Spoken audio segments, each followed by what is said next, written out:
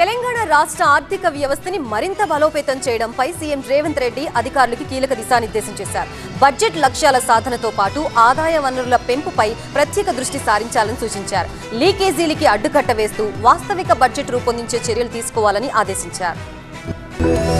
తెలంగాణ రాష్ట్ర ఆదాయాన్ని పెంచేందుకు ప్రతి శాఖ కూడా లక్ష్యాలకు అనుగుణంగా పనిచేయాలన్నారు సీఎం రేవంత్ రెడ్డి. హైదరాబాద్ ఎంసీఆర్ హెచ్ఆర్డీలో వివిధ శాఖల అధికారులు పలువురు మంత్రులతో ఉన్నత స్థాయి సమీక్ష నిర్వహించిన ఆయన కీలక ఆదేశాలు ఇచ్చారు. ప్రధానంగా ఆదాయ వనరుల పెంపు, ఆర్థిక క్రమశిక్షణ, టెక్నాలజీ వినియోగం ఈ మూడు అంశాలపై దృష్టి సారించిన ముఖ్యమంత్రి ఈసారి బడ్జెట్ అమలులో ఫలితాలే ప్రామాణికంగా ఉండాలని అధికారులకు స్పష్టం చేశారు. ఊహాజనిత బడ్జెట్ కు ఫుల్ స్టాప్ పెట్టి వాస్తవిక బడ్జెట్ రూపకల్పన చేయాలన్నారు. అందుకు తగ్గట్టుగా ఆర్థిక లక్ష్యాలను తప్పనిసరిగా సాధించాలని సీఎం రేవంత్ రెడ్డి ఆదేశించారు. దీనికోసం ప్రతి శాఖలో కూడా ప్రత్యేక చేజింగ్ సెల్ ఏర్పాటు చేసి ఆదాయ సమీకరణపై నిరంతరం ఫాలోఅప్ చేయాలని సూచించారు. HMDA, TGIIC, commercial tax, excise శాఖల్లో ఎలాంటి ఆదాయ లీకేజీలు జరగకుండా కట్టుదిట్టమైన చర్యలు తీసుకోవాలని చెప్పారు. శాఖల సామర్థ్యాన్ని మరింత పెంచుకొని అనుకున్న స్థాయిలో పనితీరు చూపించాలని సీఎం రేవంత్ సూచించారు. ప్రభుత్వ పథకాల అమలులో ఏఐ టెక్నాలజీని వినియోగించి లబ్ధిదారుల జాబితాను డైరెక్ట్ బెనిఫిట్ ట్రాన్స్ఫర్ తో అనుసంధానం చేయాలన్నారు. అలాగే పెండింగ్ ప్రాజెక్టులు, అభివృద్ధి పనుల్ని పూర్తి చేసేలా వాస్తవ పరిస్థితులతో బడ్జెట్ రూపొందించాలని తెలిపారు.